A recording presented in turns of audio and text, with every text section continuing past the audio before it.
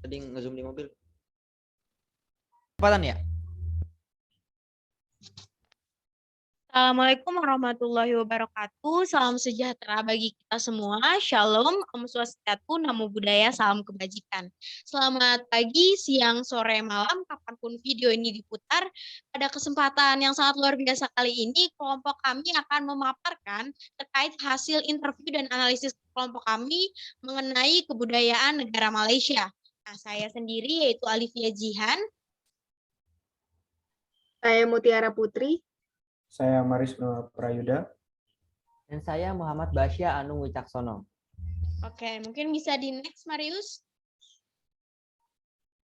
Nah, selanjutnya ada profil negara Malaysia yang akan dijelaskan oleh rekan saya, yaitu Basya. Pada Basya, dipersilahkan. Oke, terima kasih kepada Alivia Jian atas waktunya. Yang pertama, yaitu profil tentang negara Malaysia. Jadi Malaysia itu terletak di Asia Tenggara yang beribu kotakan Kuala Lumpur.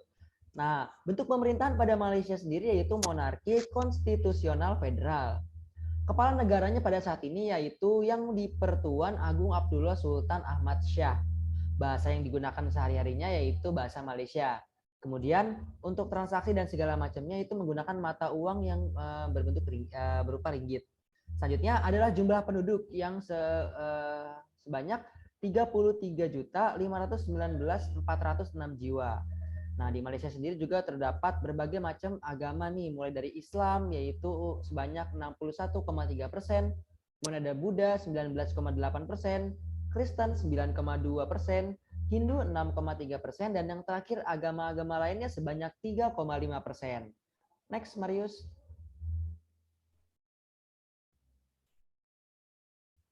Oke.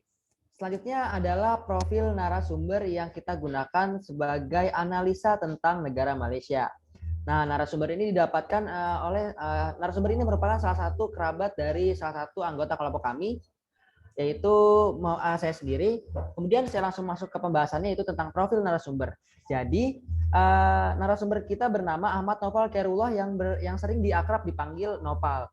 Nah, Nopal ini lahir di Jambi pada tanggal 11 Mei tahun 2001. Nopal juga merupakan salah satu mahasiswa di International Islamic University Malaysia, ya tepatnya di Selangor, Malaysia.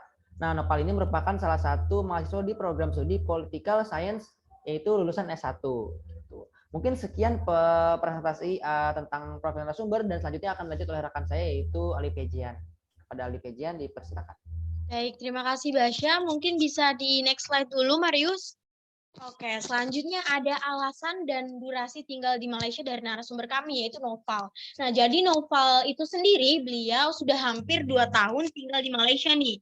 Nah, beliau tinggal di Malaysia itu untuk melanjutkan studi S1-nya dengan mengambil jurusan ilmu politik di International Islamic University Malaysia. Nah, Nopal ini di Malaysia itu sendiri tinggal di asrama yang disediakan dari pihak universitasnya. Dan juga dia memiliki banyak sekali teman-teman yang berasal dari mancanegara atau dari beragam macam negara. Bisa di next, Marius? Nah, selanjutnya juga yang pertama dari analisis kelompok kami, dari hasil interview, yaitu ada perbedaan komunikasi nonverbal.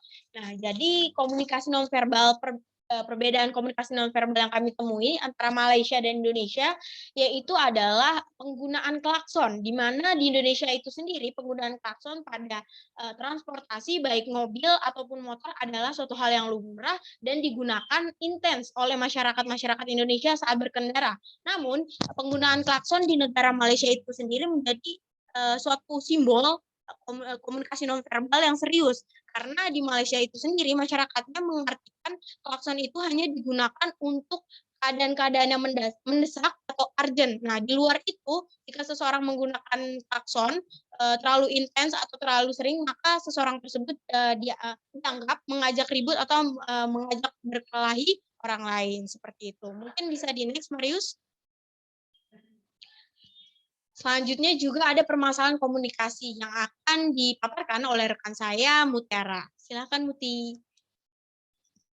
Baik, terima kasih Jihan. Di sini saya akan menjelaskan tentang permasalahan komunikasi yang pernah ditemui oleh narasumber kita, yaitu Noval.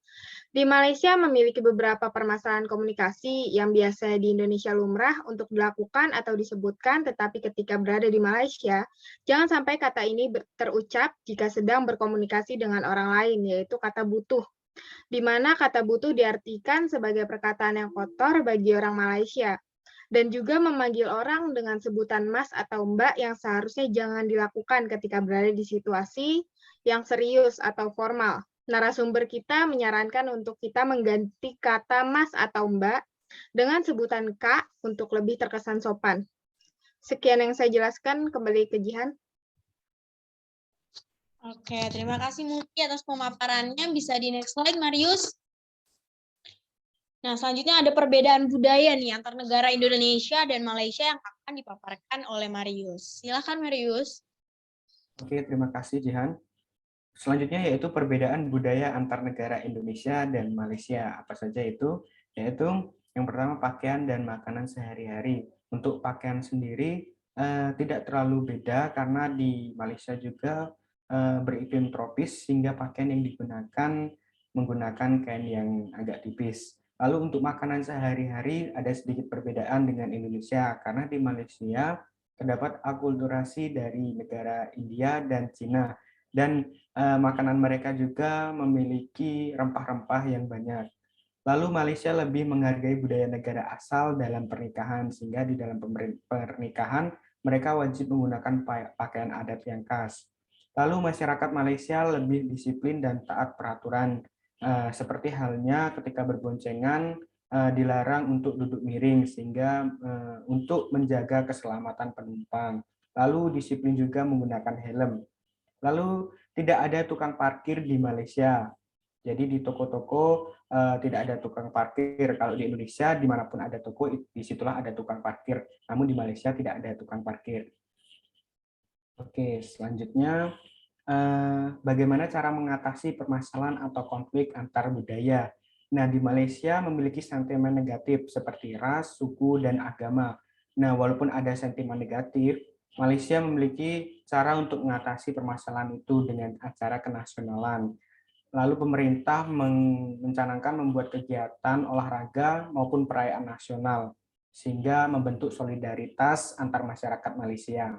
Lalu penyatuan visi misi negara Malaysia, yaitu dengan satu bahasa, satu bangsa, dan satu negara. Lalu saling menerima adanya perbedaan. Dengan saling menerima adanya perbedaan, masyarakat Malaysia saling mengerti, sehingga tidak saling dendam atas perbedaan pendapat antar golongan atau antar masyarakat. Sekian dari saya kembalikan ke Alifia Jihan. Oke, terima kasih Maris atas pemaparannya. Selanjutnya ada kesimpulan yang akan disampaikan oleh rekan saya Mutiara Putri. Baik, Jihan, di sini saya akan menyampaikan kesimpulan dari apa yang sudah kami buat. Negara Malaysia memiliki kultur yang khas dan memiliki cara komunikasi budaya yang berbeda dengan negara lain. Berdasarkan data yang diperoleh, untuk mempelajari budaya Malaysia tentunya tidak terlalu sulit karena masih negara tetangga yang sama-sama menganut kultur Melayu. Kehidupan negara Malaysia perlu menjunjung tinggi visi misi negara Malaysia demi kesatuan agar tidak terpecah belah dengan sentimen negatif dari pihak manapun. Baik, sekian yang saya sampaikan, kembali ke Alifia Jihan. Baik, terima kasih Muti atas penyampaian kesimpulannya. Nah, berikut pemaparan dan hasil analisis dari kelompok kami terkait kebudayaan di Malaysia. Kurang lebihnya mohon maaf, saya beserta kelompok saya mengucapkan sekian dan terima kasih. Wassalamualaikum warahmatullahi wabarakatuh.